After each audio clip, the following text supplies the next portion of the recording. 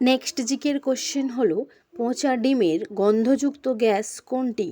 Option A hydrogen sulphide, option B carbon monoxide, option C hydrogen nitrate নাকি option D carbon dioxide?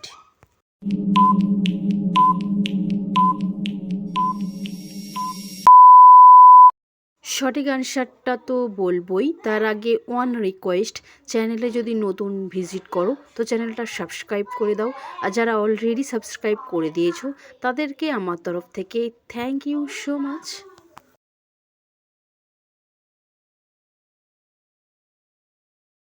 সঠিক অ্যান্সারটি হলো option A hydrogen sulphide.